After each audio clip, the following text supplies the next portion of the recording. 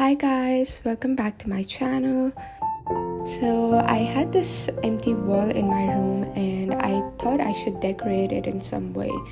And I recently ordered a pack of square stickers online and I applied those stickers on this wall in a way that is going to be a little surprise for you guys. So let's see what I did with this wall.